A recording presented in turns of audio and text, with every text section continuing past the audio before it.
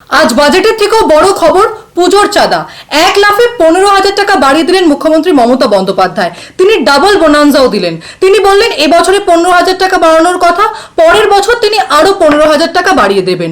2 লাফে 1 লক্ষ টাকা। আর সেই নিয়ে আলোচনা করবো। নমস্কার দাওয়ালে আপনাদের সকলকে স্বাগত। আপনাদের সঙ্গে আমি প্রীতি রয়েছি, আর আমার সঙ্গে আমাদের এডিটর শঙ্খদীপ দাস রয়েছেন। তার থেকে জানতে চাইবো 2 লাফে 1 লক্ষ টাকা কেন?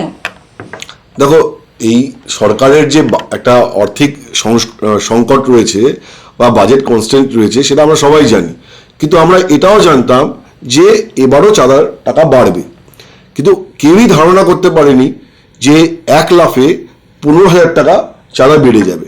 নর্মালি কি হয়, নর্মালি প্রতি বছর 10,000 করে চাঁদার টাকা বাড়ে। কোভিডের সময় উনি 1 লাফে ডবল করে দিয়েছেন, কারণ কোভিডের সময় সবকিছু বন্ধ ছিল, দুর্গাপুজো কমিটিগুলো চাঁদা পাওয়া অসুবিধা ছিল, সেই জন্য 1 লাফে তুমি বাড়িয়ে দিয়েছিলেন, অনেকটা বাড়িয়ে দিয়েছিলেন, প্রায় ডবল করে দিয়েছিলেন। কিন্তু এইবারে 15,000 টাকা বাড়িয়ে দেওয়া, এই ধরো লক্ষ্মীর ভান্ডার ইত্যাদি প্রভৃতি এই যে প্রকল্পের চাপ, টাকার চাপ, তারপরে হঠাৎ করে উনি যে 15,000 টাকা বাড়িয়ে দেবেন এটা কেউ অ্যান্টিসিপেট করতে পারেনি। সবাই অ্যান্টিসিপেট করেছিল যে হ্যাঁ বাড়বে, 1,000-10,000 টাকা বাড়বে। তো কোয়েশ্চেন রিমেন্স, কেন 15,000 টাকা বাড়িয়ে দিলেন মুখ্যমন্ত্রী মমতা বন্দ্যোপাধ্যায়, এবং কেন আজকে দাঁড়িয়ে বলে দিলেন যে সামনের বছর আরো 15,000 টাকা বাড়বে। এখন দেখো, সবকিছু তো স্ট্রেট লাইনে পলিটিক্সে চলে না। তা এই যে ঘোষণায় এর পেছনে নিশ্চয়ই একটা থট আছে। সেটা কি থট থাকতে পারে, এখন আমরা তো এটাকে নিয়ে আন্দাজি করতে পারি যে এটা কি কারণে এই ঘোষণা হয়ে থাকতে পারে। তো একটা রিজন হতে পারে যে পুরসভা ভোটের আগে একটা ঘোষণা করা, কিন্তু যেই উনি বলেছেন যে পরের বছরও 15,000 টাকা বাড়ানো হবে, সঙ্গে সঙ্গে পশ্চিমবঙ্গের রাজনৈতিক দলগুলির মধ্যে বা পশ্চিমবঙ্গের রাজনৈতিক মহলে একটা আলোচনা কিন্তু শুরু হয়ে গেছে। সেটা হলো, তাহলে কি মমতা বন্দ্যোপাধ্যায় বিধানসভা ভোট এগিয়ে আনতে পারে? যদি এগিয়ে না আনে তাহলে কেন আগামী বছরের চাঁদার কথাটা এখন ঘোষণা করে দিলেন? ফলে এই সন্দেহটা কিন্তু আজকে থেকে আরো বেশি করে চালিয়ে গেল রাজ্য রাজনীতিতে। এটা কিন্তু ছিল, এটা নিয়ে খুব বেশি লেখালেখি হয়নি, কিন্তু তলায় তলায় এই আলোচনাটা কিন্তু অনেকে চালাচ্ছিলেন যে তাহলে কি এবার ভোট এগিয়ে আনা হবে, ভোট এগিয়ে আনা হবে। ভোট এগিয়ে আনার লাস্ট আমরা নিদর্শন দেখেছি তেলেঙ্গানায়।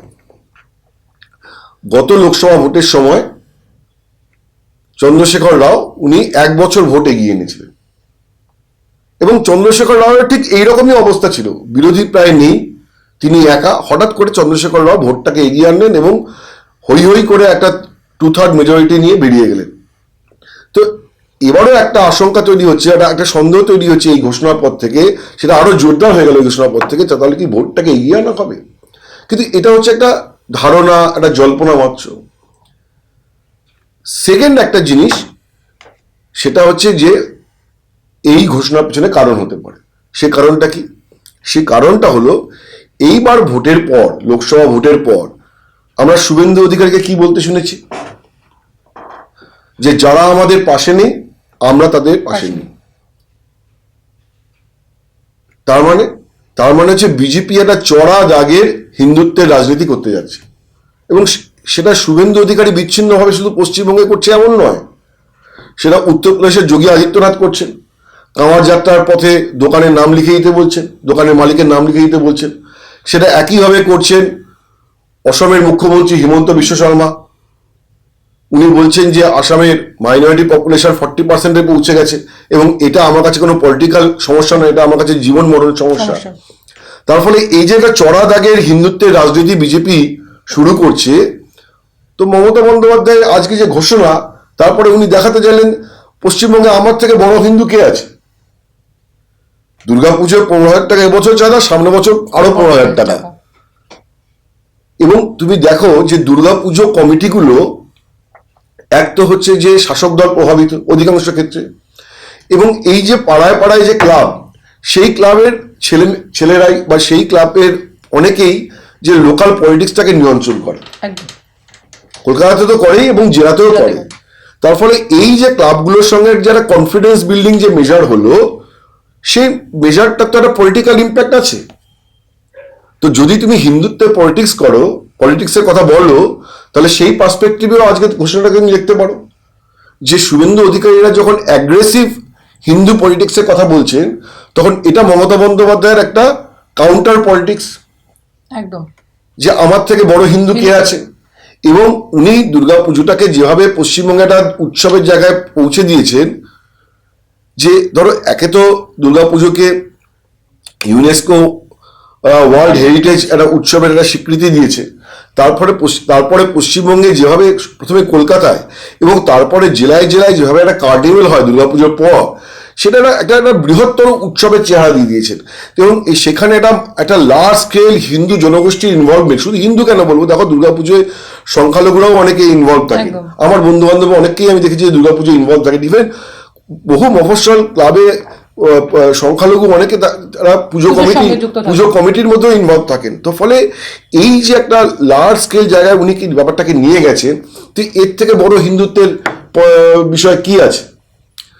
থার্ড একটা বিষয় যে বারবারই এই পুজোর চাঁদা নিয়ে ওঠে, সেটা হচ্ছে খয়রাতির কথা অনেকে বলেন, যে সরকারের টাকা নেই, এত কোটি টাকা খয়রাতি কেন করা হচ্ছে। মানে ধরো এবারে 43,000 ক্লাবকে টাকা দেওয়া হবে, 43,000 ক্লাবকে যদি 85,000 টাকা করে দেওয়া হয়, তার মানে প্রায় 365 কোটি বা সামথিং এরকম দিতে হবে। তো এখানে প্রশ্ন ওঠে যে গভর্নমেন্টের ক্যাপিটাল এক্সপেন্ডিচারের ক্ষমতা নেই, সেখানে গভর্নমেন্ট কি করে রাস্তা না বানিয়ে পুজোর চাঁদা দিচ্ছেন ইত্যাদি প্রভৃতি। কিন্তু মমতা বন্দ্যোপাধ্যায়ের নিজস্ব একটা আর্গুমেন্ট আছে, সেই আর্গুমেন্টটা হচ্ছে, মানে এদের কাউন্টার আর্গুমেন্ট, সেই আর্গুমেন্টটা হলো যে পশ্চিমবঙ্গে দুর্গাপুজোটা একটা শিল্পে পরিণত হয়েছে। কারণ হচ্ছে যে ধরো এখানে এই যে বিভিন্ন পুজো প্যান্ডেলগুলো যে থিম বানায়, তো এই থিমের পেছনে যে ধরো গত 2-3 মাস ধরে কাজ শুরু হয়ে গেছে বড় প্যান্ডেলগুলোতে, সেখানে হিউজ পরিমাণে লেবার ইনভলভ, একটা লেবার ইন্টেন্সিভ সেক্টর, সেখানে প্রচুর সমাজের মানে এত কিছু জিনিস দিয়ে প্যান্ডেলটা তৈরি হয়, তার ফলে সেটা একটা প্রোডাক্টিভিটির লিঙ্কও আছে, যে তাদের উৎপাদন বাড়ে তাতে কিছু। এবং এই টাকাটা আলটিমেটলি ট্রিকল ডাউন করে সমাজের নিচের তলাতেই পৌঁছে গরিব মানুষের হাতেই যায়। গোটা বছর ধরে একটা বিপুল সংখ্যক মানুষ এই সময়টার দিকে তাকিয়ে থাকেন, কারণ সারা বছর তাদের রোজগার হয় এই সময় থেকে। তার ফলে ওনার একটা যুক্তি যে এই টাকাটা তো অ্যাকচুয়ালি ইকোনমিতেই যাচ্ছে, পশ্চিমবঙ্গের একটা অর্থনীতির ব্যবস্থার মধ্যেই যাচ্ছে এবং গরিবের হাতে যাচ্ছে। সেকেন্ড, ওনার বক্তব্য হচ্ছে যে ক্লাবগুলো বহু দুর্গাপুজো কমিটি সারা বছর ধরে সোশ্যাল ওয়ার্কের মধ্যে ইনভলভ থাকে। কেউ রক্তদান শিবির করে, কেউ অন্যান্য হেলথ অ্যাওয়ারনেস প্রোগ্রাম চালায়, তো কেউ বৃক্ষরোপণ করে। তো এই যে ক্লাবগুলো সারা বছর ধরে যে একটা যে সোশ্যাল একটা অ্যাক্টিভিটির মধ্যে ইনভলভ থাকে, তাদের একটুখানি ইনসেন্টিভাইজ করা হলো, তাদের একটু উৎসাহ দেওয়া হলো এইটার মাধ্যমে। এবং উনি বলেন যে এই টাকাটা যখন দেওয়া হচ্ছে, তখন তোমরা আরো বেশি করে ইনভলভ হও ফর সোশ্যাল অ্যাক্টিভিটি। তো সেটা আমরা দেখেছি যে কলকাতার বহু ক্লাব, মফস্বলের বহু ক্লাব তারা এটা করে, এবং পুজোর সময় আমরা দেখেছি যে প্রচুর ক্লাবের অনেক সিএসআর অ্যাক্টিভিটি আছে, প্রচুর মানুষকে দান ধ্যান করা হয় টাকা পয়সা। তো সামগ্রিকভাবে এটা গভর্নমেন্টেরও একটা কাউন্টার আর্গুমেন্ট রয়েছে। তো ফলে পুরো ব্যাপারটাই এক পেশে নয়। কিন্তু আজকের বড় ব্যাপারটা হলো যে এই ঘুরে ফিরে সেই ডবল বোনান্সা মানে এক ধাক্কায় 15,000 টাকা বাড়ানো, এবং আমি যেটা বলছি 2 লাফে 1 লাখ টাকায় পৌঁছে দেওয়া। যে এবছর তো 15,000 টাকা দেওয়াই হচ্ছে, সেই সঙ্গে একটা 1 লাখ টাকা হাতছানিও দিয়ে রাখা হলো এবছর, যে সামনে বছর 1 লাখ টাকা দেওয়া হবে। এইটাকে খুব স্ট্রেট জ্যাকেটে কেউই দেখবে না, এটার ভেতরে একটা পলিটিক্যাল নুয়ান্সেস খোঁজার চেষ্টা হবে, এবং কি পলিটিক্যাল পার্সপেক্টিভে সেটাকে দেখার চেষ্টা হবে, সেটা আমি আপনাদের বললাম। তো আজকে এই পর্যন্তই। এখন দেখা যাক যে আগামী দিনে এইটাকে কেন্দ্র করে পলিটিক্সটা, পশ্চিমবঙ্গের রাজনীতি আরো কিভাবে ইভলভ করে। ধন্যবাদ।